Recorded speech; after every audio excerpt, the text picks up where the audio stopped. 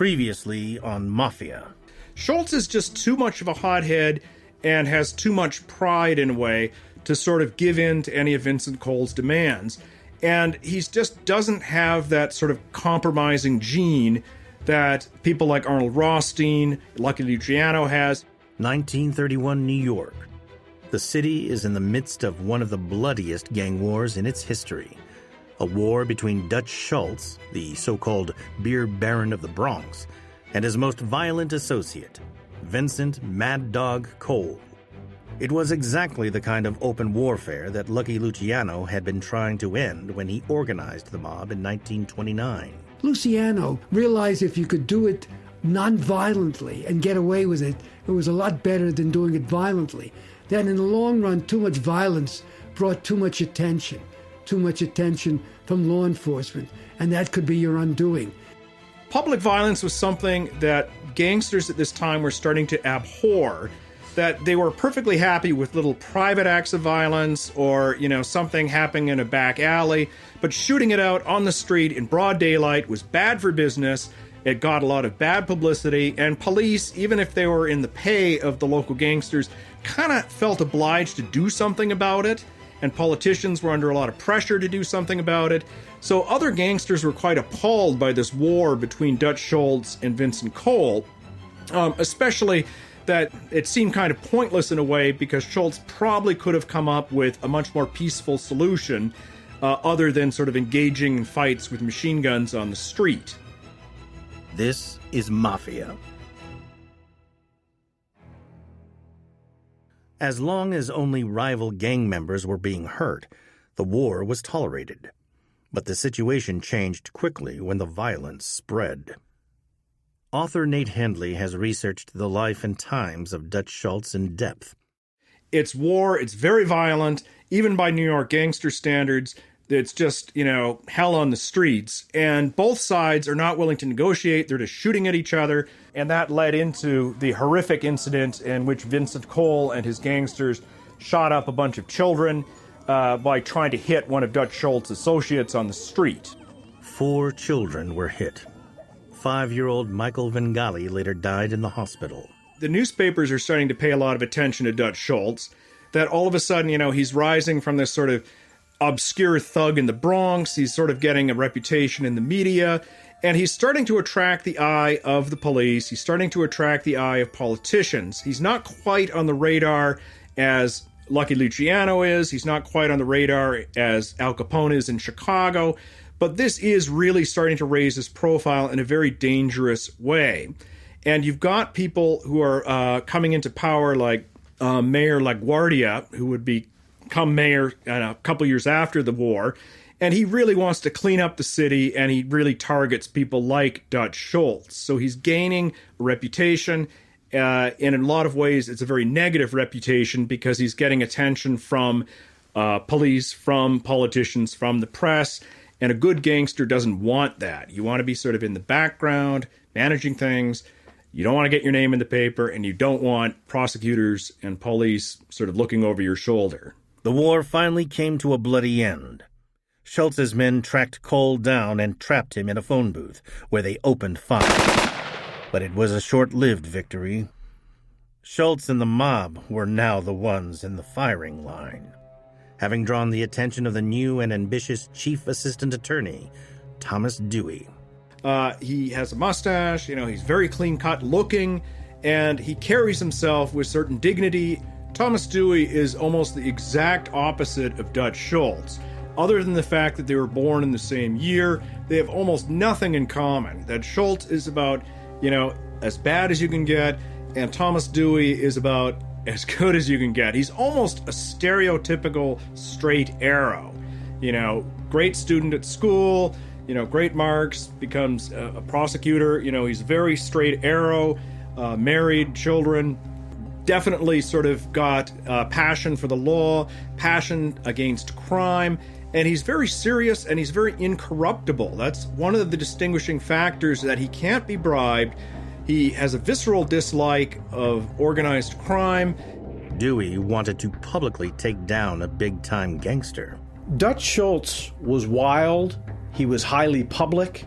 Author Eric Desenhall. He was seen in night spots like the Cotton Club. He was flashy in a repulsive way, and it made him an easy target.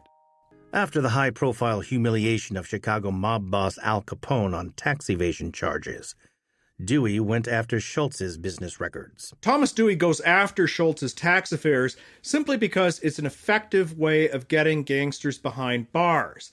To step back for a sec, in the late 1920s, the Supreme Court of the United States rules that you have to declare all income on your income taxes, even if it's gained from illicit sources. It doesn't matter if it's illegal income, you have to declare it. So this becomes a hugely potent weapon for the federal government to use against gangsters. In 1931, this tactic puts Al Capone behind bars for 11 years. Al Capone was never successfully prosecuted for murder, never successfully prosecuted for bootlegging. He is successfully prosecuted for not paying his taxes. So authorities thought, okay, we've got Al Capone, who's the biggest gangster in Chicago. Let's go after one of the biggest gangsters in New York City using the same tactics. So they uncover these ledgers. They find, evidence that Dutch Schultz has had a very high income, and they're very confident that they can nail him on the same charges. So that is why the tactic is used against him, as opposed to trying to charge Schultz with, murder or something more obvious. Schultz had been a scrupulous bookkeeper, designed to spot any pilfering by his gang. In January 1933, Dutch Schultz was indicted for tax evasion. He faced a massive 43 years in prison if found guilty. His back against the wall, Schultz used a tactic straight out of Arnold Rothstein's book, the mentor he'd come to hate: the big bribe. Schultz, for once, acts rationally, that he does send one of his minions to Washington to try to sort of sort things out and implicitly offer a bit of a bribe, that he says, well, if I owe $93,000 in income tax, why don't I just pay $100,000 and, wink, wink, nudge, nudge. And this is turned down cold. And Schultz is genuinely surprised by this because, in his experience, almost every politician he's encountered can be bribed. When the bribe didn't work, Schultz went on the run. And after nearly 2 years in hiding, the government declared Schultz public enemy number 1. But now that he was the FBI's top priority, Schultz surprised everyone. So then he does another thing that is a bit out of character. After he goes into hiding for a while, he turns himself in. That he says, I think I'll have a better shot at trial than if I try to go into hiding. And if he goes into hiding, he runs the risk of, number 1, looking weak, and number 2, other gangsters taking over his territory and his empire. So he throws all caution to the wind and voluntarily turns himself in to be charged, which is quite an unusual step for any gangster to make, much less a gangster as sort of irrational and erratic as Dutch Schultz. Everyone, even his own gang members, thought Dutch's days were numbered. Schultz is under enormous stress at this point and is feeling beleaguered on all sides. He's feeling beleaguered. He's feeling pressure from both legal authorities for his taxes and for Thomas Dewey, and he's feeling pressure from the underworld that he knows that his peers will happily take over his territory and his empire if given the chance. So he's feeling paranoid, but he has actually a reason to feel paranoid. But it's a case, of the cliche that a cornered animal is often the most dangerous, that a lot of people think that he's on his way out, no big deal. But Schultz is very cunning, he wants to fight back, and he's not going to give in. So even though he surrenders himself to authorities, this is not a sign that he's giving up. And he's going to fight this to the bitter end, and he's happy to take on his own perceived internal enemies at the same time. After a persuasive argument by his lawyers, a few days later, Dutch was out, but on a massive $75,000 bail. Determined to shore up his crumbling empire, he called a meeting with his close lieutenant, Jules Martin. Jules Martin was one of Schultz's associates, and by this point had been working with him closely for several years.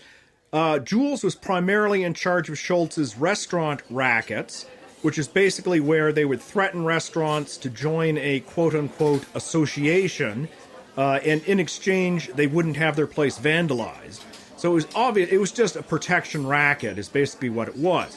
Jules Martin was in charge of this, and Schultz began to sense that Jules was ripping him off, was, taking money, embezzling money from the organization. He came up with a figure of $70,000. So Schultz arranges a meeting with Jules at a hotel, and they both drink quite a bit. And Schultz at first tries a little bit of diplomacy, which is a bit unusual for Schultz, and sort of, hey, there's some, accusations about you, let's talk about this.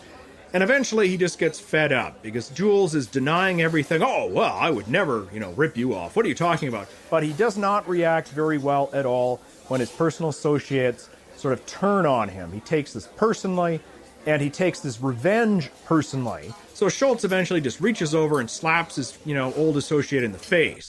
And this kind of jolts Jules, and he finally admits, well, yes, I did embezzle some money, but he said it was only $20,000. It wasn't $70,000. And keep in mind, these are at the time, much bigger figures. Even with the police and press watching his every step, Dutch couldn't keep a lid on his anger. So Schultz's reaction is he needs the money at the time because he's going on trial for tax evasion. So according to his lawyer, Dixie Davis, who was in the room at the time, Schultz pulled out a gun, put it in Jules' mouth, and pulled the trigger. In his autobiography, Dixie Davis later wrote that Dutch Schultz killed Jules as casually as if he was picking his teeth. Even for Schultz, this was reckless. Usually a top-ranking gangster would have one of their underlings, take out Jules in a very sort of quiet, secretive way, in a back alley or something, or somewhere where people might not be listening or might not be watching. So the fact Schultz reacts violently and reacts with personal violence is quite unusual. Jules is killed on the spot, and Schultz's minions evidently take care of the body. This, according to Dixie Davis, was a sign of Schultz's degeneration, that he's, killing somebody in front of a witness. He's doing this crime himself. He's losing control of his ability to, rein in his anger or, have something done rationally. Instead of having one of his, hitmen take out Jules in a nice, quiet way, he runs the risk of arrest, shooting him in a hotel. There could have been other witnesses. Schultz gets away with it, but this is a sign that, he's slipping again. And again, people are only ripping him off because they think he's on his way out.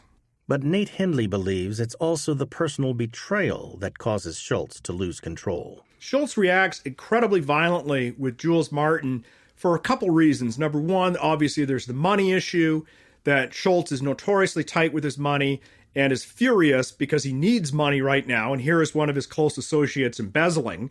But he also reacts because he doesn't like personal rejection. And you could trace that all the way back to his father living when he was 14, but he does not react very well at all when his personal associates sort of turn on him. He takes this personally, and he takes this revenge personally. It is a danger to be a friend of Dutch Schultz and to double-cross him. That if you're friends with Schultz and you're obsequious to him and obey everything he says, you're probably fine. But if you show the slightest sign of disagreeing with Schultz, your life is probably in a lot of danger, even if you've been a close friend, even if you've been working with him for years. There's more to the story. In July 1935, the trial of Dutch Schultz began. After Dutch's lawyers argued that their client would not receive a fair trial in New York, the judge agreed to move the legal proceedings to a small town near the Canadian border. Schultz is put on trial in Malone, New York, which is a small town sort of in rural New York State, for tax evasion.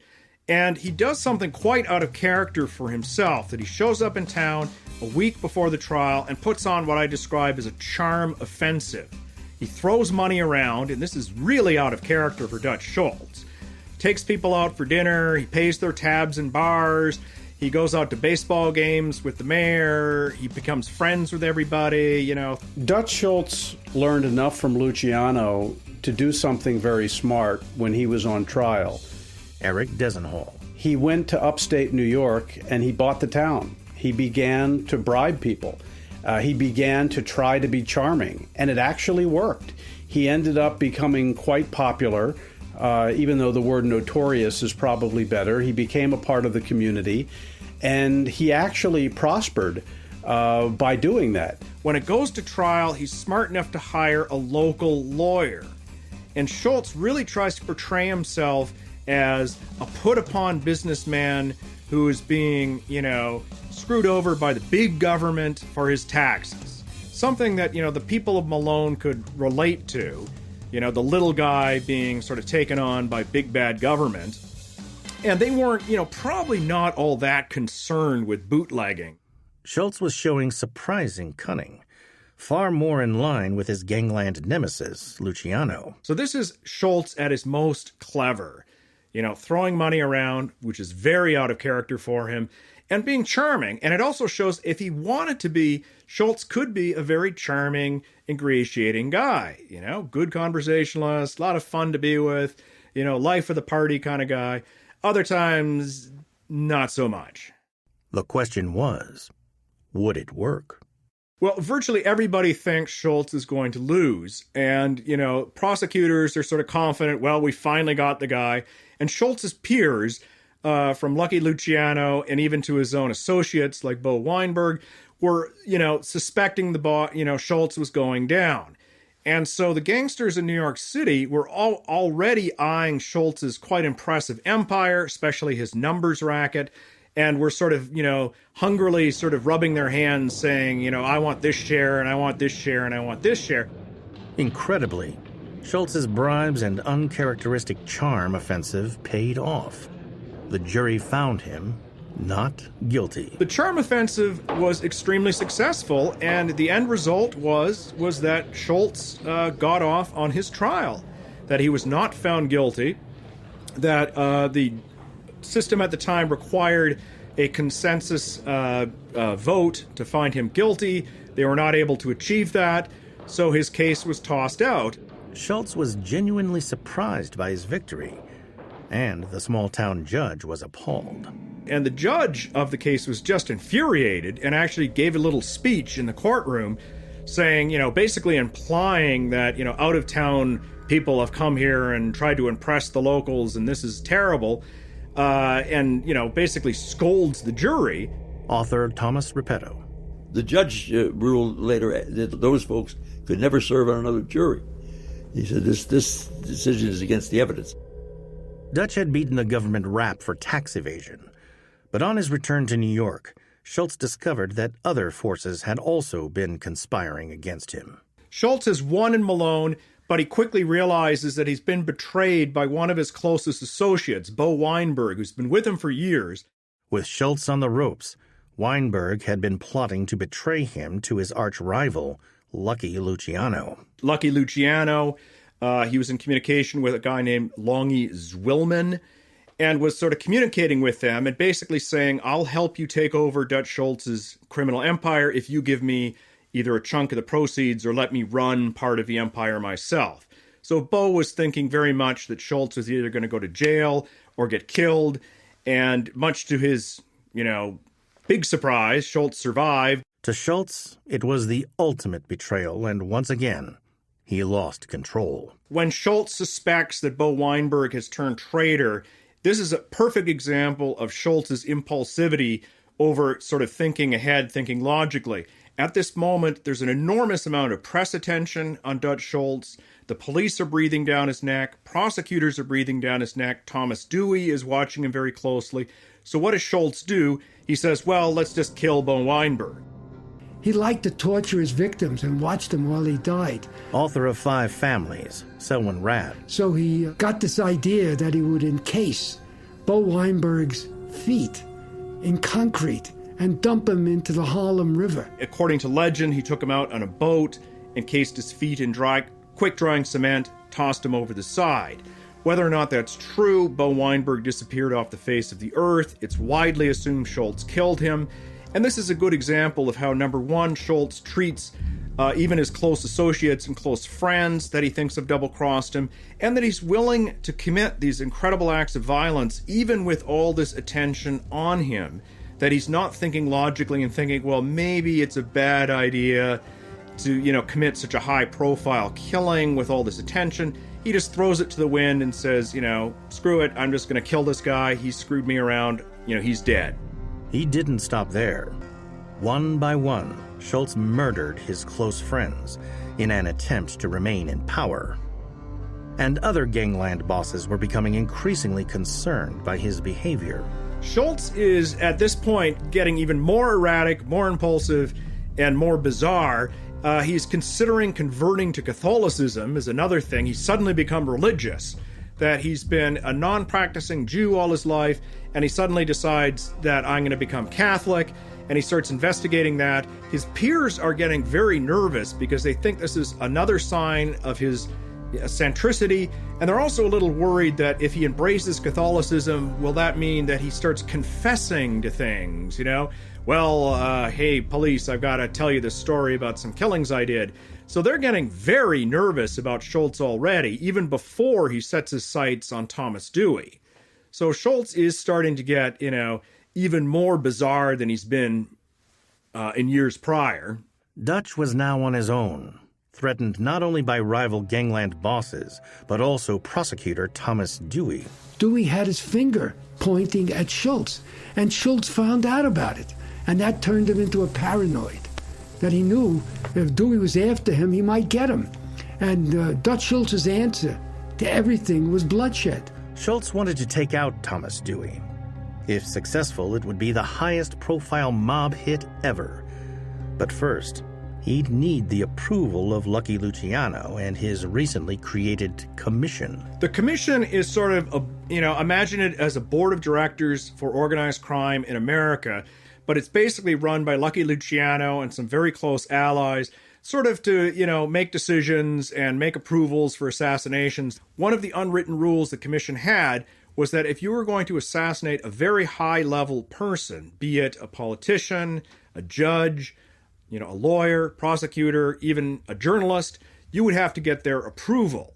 This was not because they were very, pacifists and didn't, had hesitations about killing. Dutch Schultz meets with the commission and requests their approval to assassinate Thomas Dewey. But any kind of killing of that nature would bring a huge amount of pressure onto organized crime.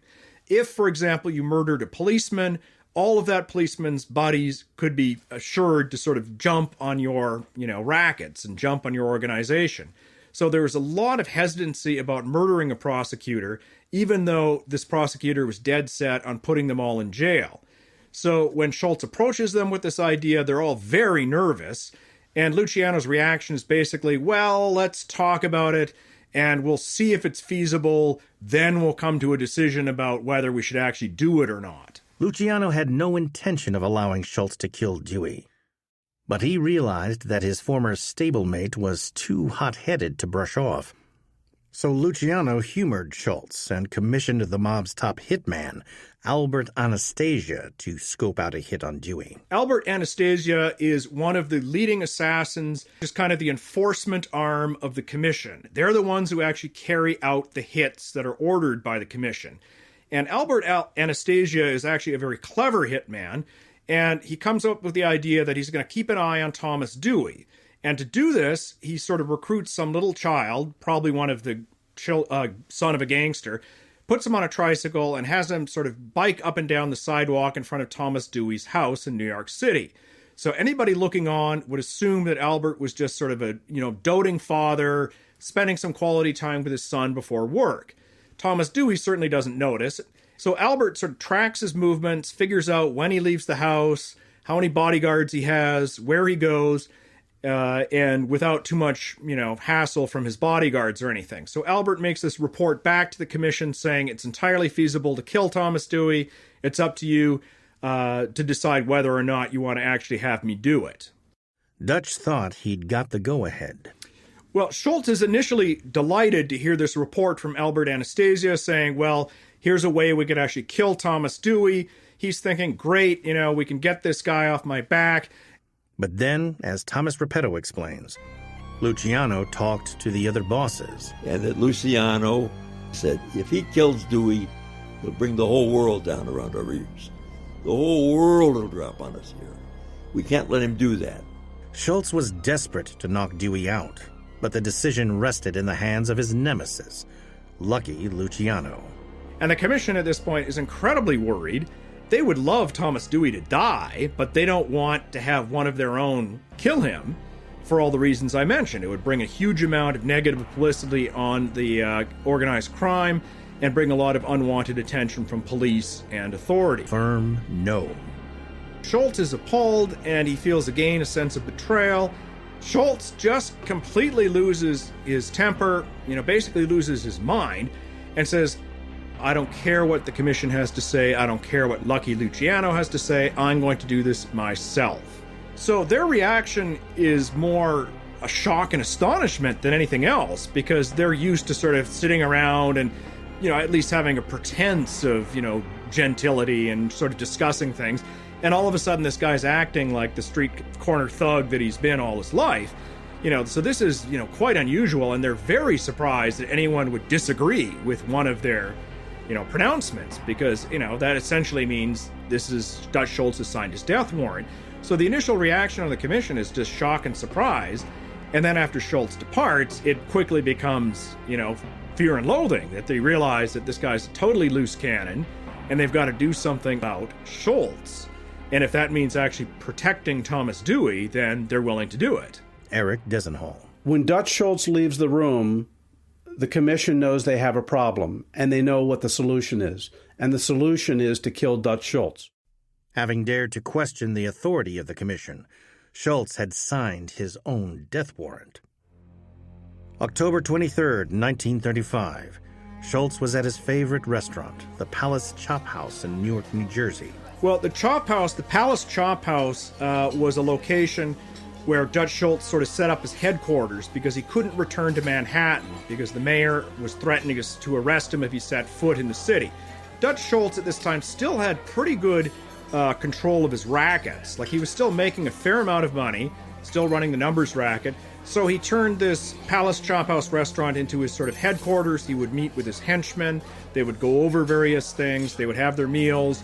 And this is sort of where they hung out. And this was sort of became known in gangster circles. A lot of more cautious gangsters will eat in a different restaurant every night, change their schedule. Schultz didn't. He just picked the same place, and they would have often the same meal, steak and fries, and meet with the same people. So his enemies knew this and plotted an assassination. Dutch left his table to go to the bathroom. Moments later, hitmen Charlie the Bug Workman and Mendy Weiss walked in. Dutch Schultz is in the bathroom at the Chop House when two assassins burst into the restaurant. Charlie the Bug Workman and Mendy Weiss. And they come in with guns blazing. Thomas Repetto. The gunman came in and began firing. Some of the guys who were with him were shot 6 times. But the killers couldn't find the man they'd come for. The killers, so they just blasted him. The two assassins made their escape as Dutch emerged from the bathroom. Schultz stumbles over to a table, sits down hard as if he was drunk, and then splays his face and arms on the table. He's still wearing his fedora and his overcoat. This photograph of this becomes a gangster classic. But Schultz wasn't dead. Schultz is still alive at this point, as are the 3 other associates who've also been shot. So as far as a gangland hit goes, this was to life. He would soon learn just how few friends he had left in the mob. So Dutch Schultz is in the hospital, and he receives a telegram. This is not a telegram from one of his friends wishing him well. This is a telegram from one of the people he pushed aside when he took over the Harlem numbers racket. The telegram comes from a female gangster named Stephanie St. Clair, nicknamed Queenie, and the telegram says, "As you shall sow, so you shall reap." In other words, what you put out is what you get back. On October 24th, 1935, Dutch Schultz dies. He is 34 years old. Schultz, thinking he might reveal some gangster secrets, and all he does is babble incoherently about this, that, and the other. And it sort of exemplifies his life, that he's always been this oddball character, and he ends his life in this oddball monologue that just goes on and on and on about, mother, save me, blah, blah, blah, and this sort of bizarre sort of soliloquy that ends his life. That he doesn't end it in some blaze of glory with a shootout with police or something, but he ends it lying on the wall, which is kind of how a lot of his peers viewed him while he was alive. Luciano and the commission met after Schultz's death to quietly divide up his empire. The immediate beneficiary of Schultz's death is Lucky Luciano, because he's the unofficial head of the organized crime in United States. His peers, they sort of carve up Schultz's empire, and Lucky Luciano helps himself to see how the mob was changing. Dutch Schultz was hated not only because he had no sense of style, he was hated because he was unpredictable. And the thing that these guys did not, you wanted to believe you were in business with a partner, not somebody who would wake up on the wrong side of the bed and the next thing you know, put a bullet in you. Dutch Schultz was too much of a loner, too public, too dangerous. In the end, he was simply bad for business. Dutch was wild and defiant and killed, without even thinking. Dutch Schultz's fatal flaw is that he never grew up, he never matured. That unlike his peers, and especially unlike Lucky Luciano, he never grew into the sort of slightly more mature, far-seeking violent, I've got to sort of fall back into the shadows a bit. That Schultz really is the same personality when he dies as he was when he was 18, 19. Dutch Schultz was the last mob boss to think that he alone could stand up to the might of Lucky Luciano and the American mafia. And he paid the ultimate price. That guys with me, I'll eat your f***ing eyes out of your head. Why don't you tell You're as loyal as a mother. Frank Catania this weekend? I think I'll balls the size of cows.